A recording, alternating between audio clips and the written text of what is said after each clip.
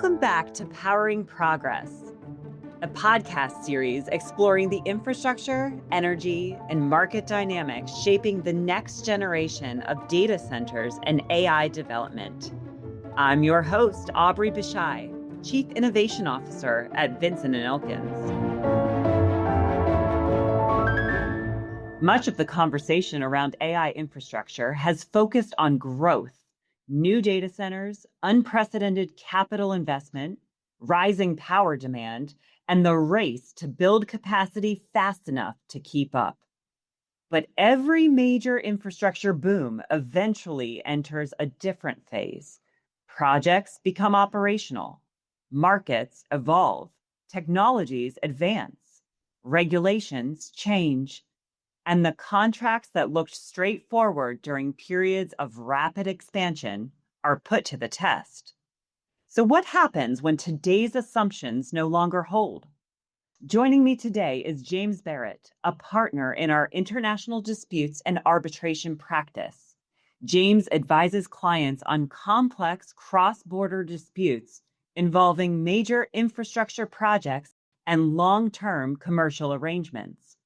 He has been at the forefront in identifying where disputes are likely to arise in the operation phase of the AI build-out.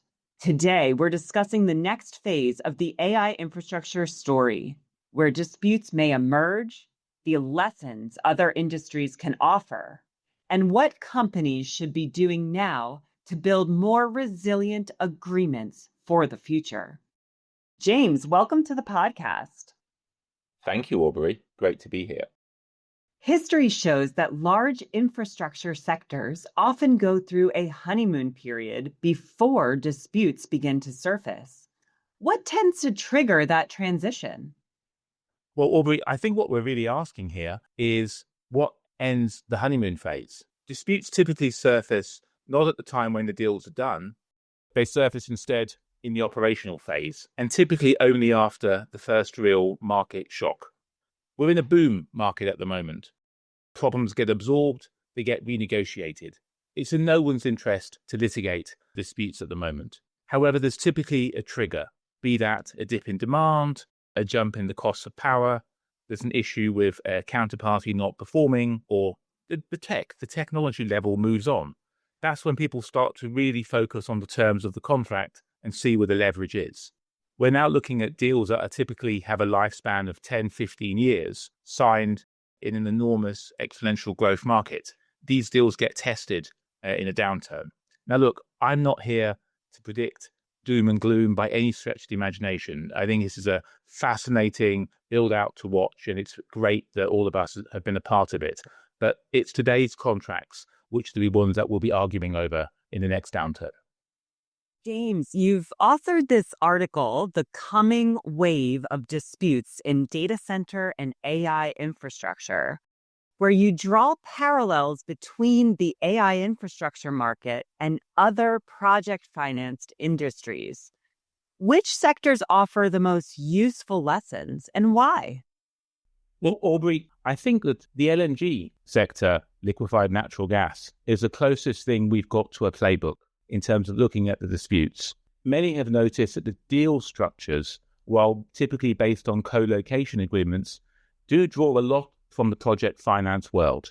We see that with take-or-pay provisions, off-take provisions, so on and so forth. My point is that the disputes, when they arise, the participants to them are likely to draw on the LNG disputes playbook.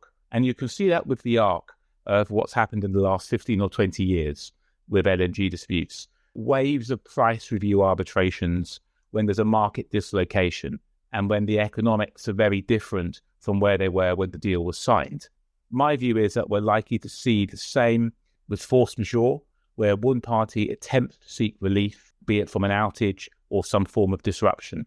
And often those claims may be spurious, sometimes they may be well-grounded, but what's for sure is there's going to be a fight on every level in terms of that when the economics are no longer as closely aligned as they are now. For example, because of the change in the economics in terms of pricing of the technology or the compute power or the ability to ensure that the grid is able to offer the energy that's required. The cautionary tale, really, I think, from the LNG world is what we've seen in the Venture Global sagas, where we've had conflicting arbitration awards. Shell lost, BP won, but they're both essentially on the same facts. And that's, of course, dealing with the jurisprudence we have in international arbitration for LNG disputes. There's no jurisprudence we can sensibly rely on in terms of arbitral practice and precedent from the point of view of data center disputes. So therefore, I think what participants and what their lawyers are likely to do is they very much look to the types of arguments and the approach that's been used by buyers and sellers in the LNG world. So to my mind, that seems to me to be the closest thing we've got for a map as to where this goes. We've talked a lot on this podcast about how power has become the defining challenge in this sector. Both securing the supply itself and the long-term commitments like take-or-pay deals written on top of it. What types of disputes do you expect around power purchase and energy supply arrangements? And what happens to those take-or-pay structures if market conditions shift dramatically? Power is very much where the first disputes are likely to land. First over getting and keeping supply, and then over the commitments which the parties have drafted on top. So if we look first at supply, 3 quick points on that. Where there's a mismatch between when renewables can generate, because of course with solar, wind, hydro, there's obviously environmental and geographical limits as to how they generate, when renewables generate, and when a data center actually needs power. So there's the mismatch issue.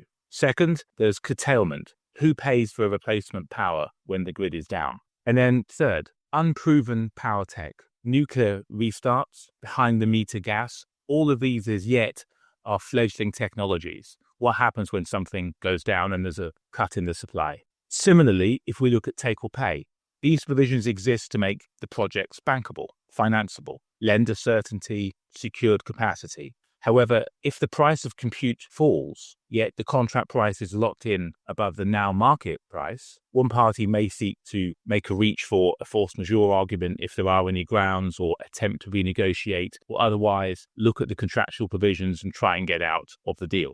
By contrast, unlike LNG, there's no set price review mechanism. So as a result, to a large extent, a lot of potential for disputes is already baked in to the financing and how these deals are structured. And one dispute over supply or curtailment or take or pay may trigger breaches of financing agreements as well. So, James, if you were advising developers, investors, operators, or customers entering into these agreements today, what practical steps would you recommend to reduce the likelihood of becoming tomorrow's headline dispute? I think the key thing is to draft for the world that's coming, not the one we're in today. What do I mean by that? I mean, build in adjustment. Be precise, not vague in terms of how we define things. Think about the big risks. We've talked about power. We've talked about curtailment. So draft carefully around what actually are the obligations there. Similarly, think carefully about what are often standard pro forma clauses, but which actually need to be given real thought. Change in law clauses. What happens with tech obsolescence? Define what force majeure does or does not excuse. And most importantly, think long and hard about the right forum for dispute resolution. If it's international arbitration, pick a well-regarded international seat, whether that's New York, London, Singapore, elsewhere. Focus when there are disputes on tech-literate arbitrators, those that actually understand the industry, actually understand that intersection that we've all been talking about between AI and power. And think also about early resolution. What are the options for the off-ramp to avoid becoming the next day's headlines lose? So essentially, I'd say, bring the dispute lawyers into the drafting room. We're the ones who've seen what happens when these contracts break. Let's find a way to put the mechanics in place to ensure confidentiality, to ensure that these things don't end up in newspapers, and also to ensure that there's flexibility there to try to resolve the disputes amicably. Thank you, James, and thank you everyone for listening to Powering Progress. If you'd like to explore more insights on AI infrastructure and the legal frameworks behind it, visit velaw.com.